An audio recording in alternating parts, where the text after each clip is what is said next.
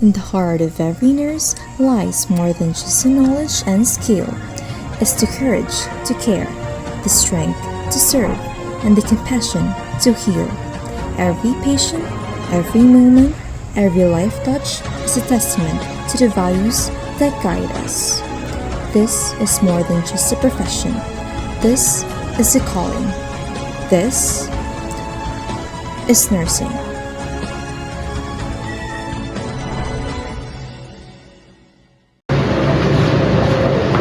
Hello, good morning. Mali siya pang anak for immunization. So, pwede may mga tanong sa pangalan mo sa bata mo? Na, kung sila yung pangalan? Jeep Jared. Paano ko ba? Edad 5. Hello, Jeep. Nice to meet you. Ako ay si Nurse Kay o kauban ako karon si Nurse Ken. Anda na ba kasi mo injection? Ha? Ako pa na magpa-injection na. Si mama man mag-injection. Sabot biya ka na ka nga. Ligumani mo ani kay palitan ta kasi mong gusto. Dili ko may kari pa-inject. Ay, anak na. Jeff, para man sa mong kayuhan. Para mapareha ka ni kuya ba? Timsog na, guwapo pa. Ang gapa na mong gadaan. Di na ka magpa-inject ni mo eh. Kimalog pagkagkupaw. Sakit kayo po na ang inject. Sus, Jeep, mura na dyan pa akong kamigas. Ayaw ka bala ka. Kailan ka, Superman? Ngayon na dyan ka para sa iya. Yan nakatusgan. Ba't ka dahil matutlan? Patik ba? Basig mura nag-dinosaur. Sakit trabi ako kaya na. Dili mo kung ganahan ko ni Superman. Ganahan mo ko ni Kuani. Batman. Di ko magpa-inject. Wala ka diya. Siya, di mo yung pa-inject. Diyan lang ka. Jeep, kami po ni Kuya Nurse Ken mo. Habang nag-inject sa una. Wala dyan rin mo kaagi ka mo. Jeff, asa ba ito sa nagibati ka rin, Jeff? Eh, kami sa unang nines, nagnana pag may mandog yung injection. Pero kapag pagkuha na sa mga pili mo sa sakit, may naman, ako nang kaya rin ganyan mo. Hala, kinawa din na nurse ka pa. Basig, nangatik ka sa kuha ba? Uy, ano po daw na, ilang ko kami kwarto. Pero ang nga sa mama, yun na para sa kasakitan ko. Pero makatabang mo na sa ako, ang mga nisugot rin po kung pa-inject ko. Wala rin po nagtabo kayo sa buwagin. Good, sige ko eh. Pero if dili pa ka ready, Jeep, pwede man po sunod. Pero mas maayo man kung nasa iyo ka mapa-inject para dili ka dali maduglan ng sakit. Hala, tinood din na. Magpa-inject na lang ko eh. Di bitaw ko bayot laki, bitaw ko. Magpa-inject na lang ko. Ka na, may mayo. Kita ni sa tandang na lalaki ka. Yes, hindi lang sa bata.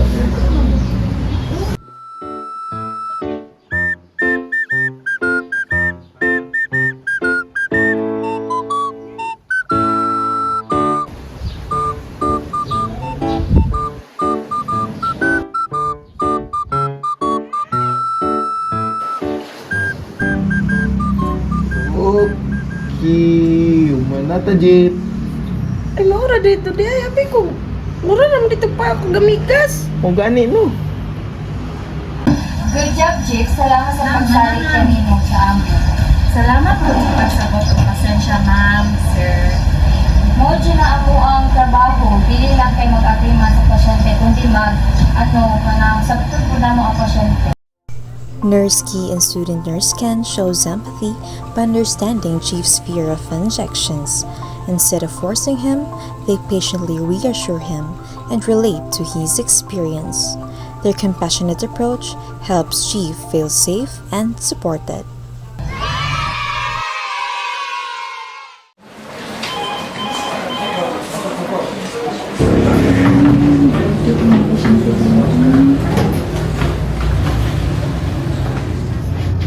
Ella, are you okay?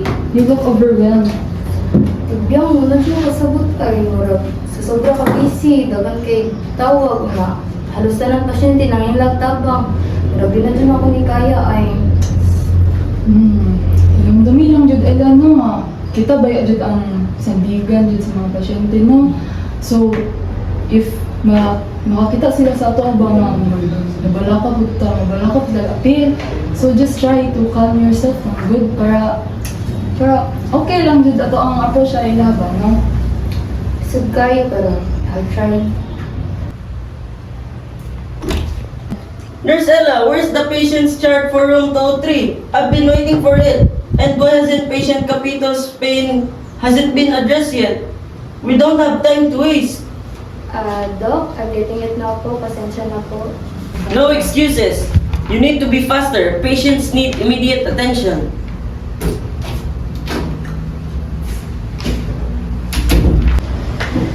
Nurse Ella, ay kabala ka ha, kaya under pressure mapugod si Doc para sa ato aba. Ay, padala si Miss Jess.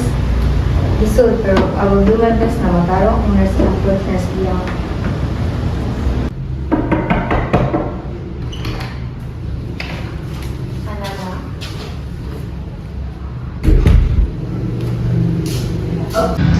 Hello, ma'am. Good morning. Ma'am, mag-focus mong vital signs ron, ma'am, ha? Kamusta ka, ma'am? Sakit kayo akong tiyan, nurse.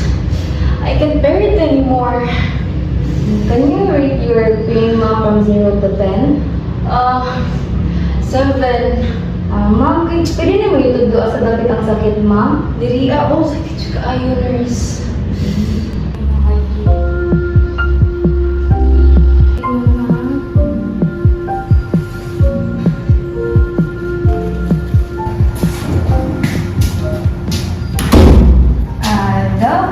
The patient's vital signs is normal.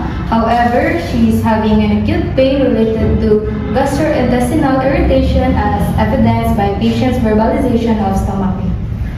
So thank you for the update. Let's manage it conservatively with dietary modification, hydration, and antacid and pain relief if needed. So monitor for worsening symptoms like vomiting, fever, or blood in the stool, and inform me if anything changes. Copy, Doc.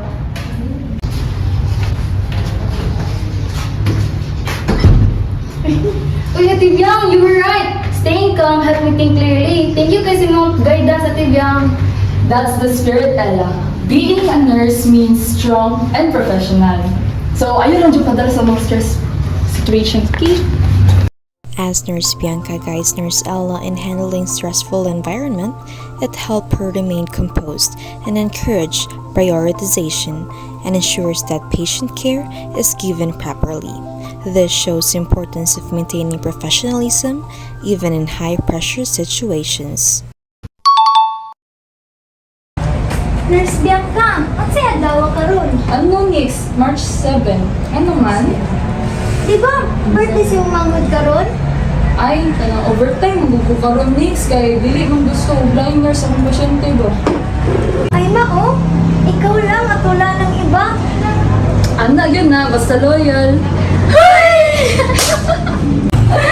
Pero bitaw next, kailangan mabug assurance ang pasyente, Jod. Kay maot to. Dili, Jod ko ka. Wala, man din ako nainan si mama nga mag-overtime ko karon. Tubagon sa ako ni next. Hello, ma. Hello na, abi ko muli ka karon. Ha naman ka, ganina rami nafulat sa mga diri. Hapit na mo man yung birthday, o pagkakauli. Ma, sorry, Jod kayo maulo. Ako pa nang iba nga mag-overtime ko karon. Wala, hindi magbantay sa akong pasyente, ma. Sorry, Jod kayo, ma. Ha? Gumay na lang ganyan yung sildo. Overtime pa ka dira. Ma, dili mo gud na sa sweldo magbase, ma. Kay ang pinaka-importante jud mo kay ang kinabuhi sa tao mo ba. Kasi luwa jud ko, ma. Bawi lang jud kasunod, ma. O sige, sige. Sa pag-amping dira ha. Lagayin to ni mong kaugaling mo, Diyos ko. Sige na, love you. Sige, ma. Salamat kay ma. Love you. Sige, sige.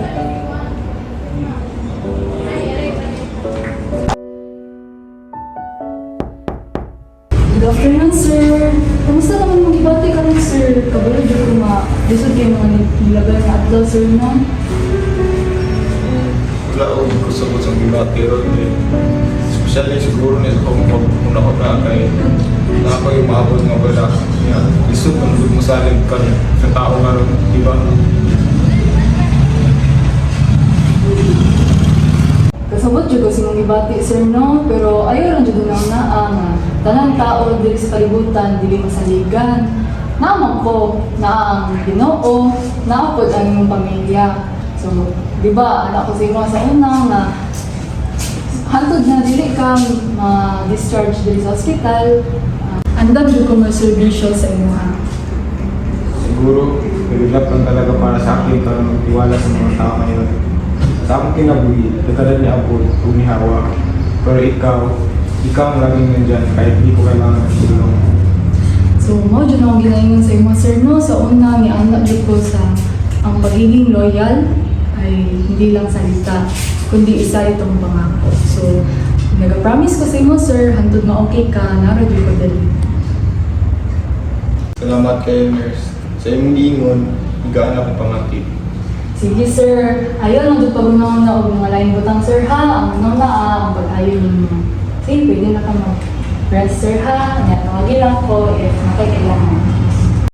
Nurse Bianca exemplifies the loyalty by prioritizing her patient's well-being over personal matters, even if it means missing family time. She reassures her patient, Mr. Ken, that he is not alone, reinforcing the commitment nurses make to their patients beyond just duty. Good morning, ma'am. Good morning. I will check your vital signs, ma'am. How are you today? Nahihilo ako at parang mabigat ang katawan. Sige po, ma'am. I will check your vital signs, ma'am.